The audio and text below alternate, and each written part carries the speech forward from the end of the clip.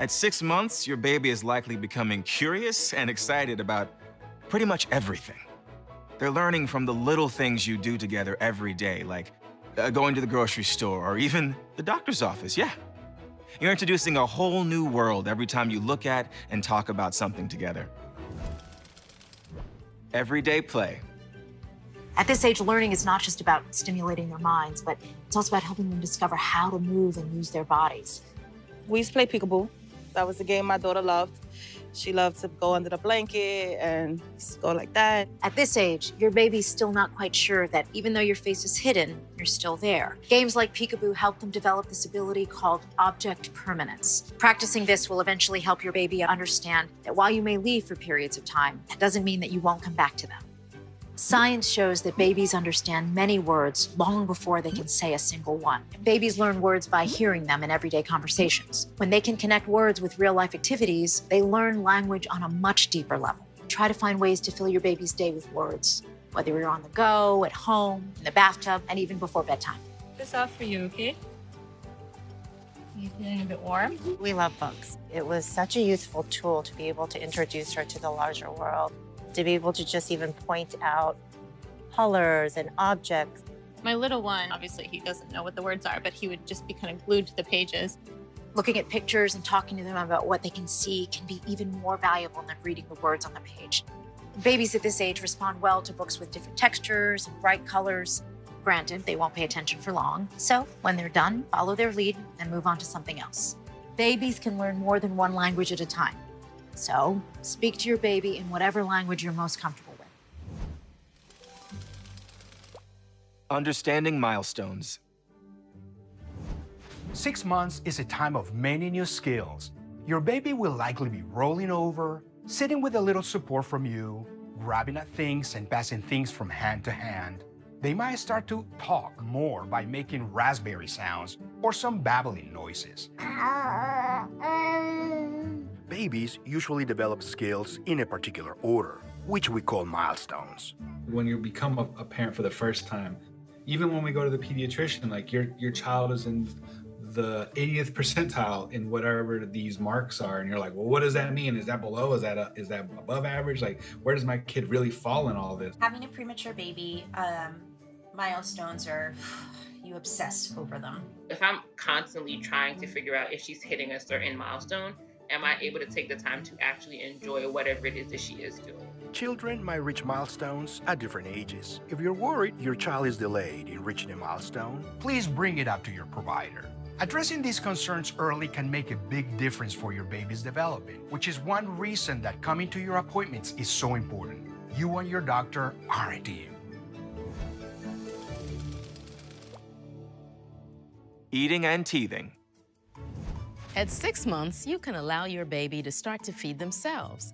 This will help develop important fine motor skills, which are tasks or movements that use the small muscles in your child's hand. Continue to be careful about choking. Always watch your baby closely when feeding and use very soft, small bites. Watching your baby's sugar intake is always important for their health. And as they start to get teeth, too much sugar can lead to tooth decay. Babies typically get their first tooth sometime between 6 and 12 months. Signs of teething may appear months before teeth do. Despite what you might have heard, teething does not cause fevers, but it may cause fussiness or make it uncomfortable to eat and drink. A cold washcloth or a safe teething toy can be comforting and helpful for teething pain, but avoid medications or over-the-counter remedies that may not be safe. Now's a great time to think about toothbrushing.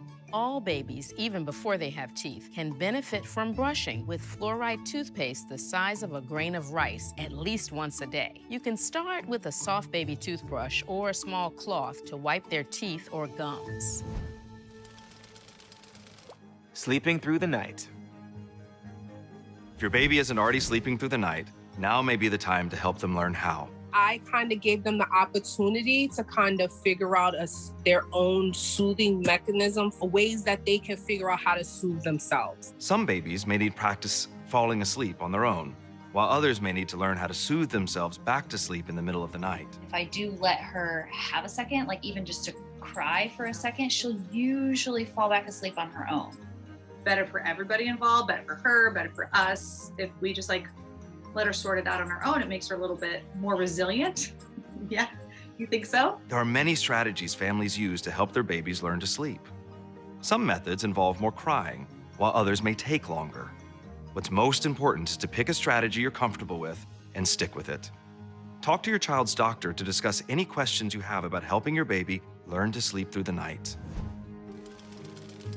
Safety. Babyproofing, Part 1. As your baby begins to move more, there are many benefits to baby-proofing your home. Creating a safe space for your baby to explore without you having to yell no all the time helps to keep them safe and you sane. We call this a yes environment, and it can help your baby have the freedom to grow and develop. Baby-proofing will look a little different in every home. The best thing you can do is get down at your baby's level. This will help you find potential risks. Be aware of what is on or near the ground level and make sure small objects are picked up and out of reach.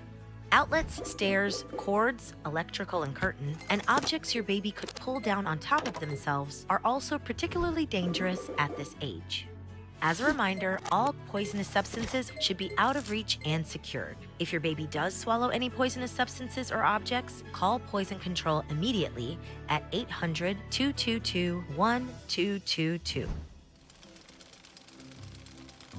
Play. Practice peekaboo to help your baby learn that even though something is out of sight, it still exists. Language. Look at books together and talk about what is going on around you throughout the day. Milestones. Children may reach milestones at different ages. If you're worried that your child is delayed in reaching a milestone, bring it up to your provider. Safety, baby-proofing. Create a yes environment that is safe for your baby to explore. Get down at your baby's level and remove any safety hazards. We know you'll have questions about topics not covered in this video. There's no parent question that's off limits, so be sure to bring up any questions or concerns you have with your doctor. And while they're the expert on your children's health, you're the expert on your child. Together, you're a team focused on your child's health and happiness.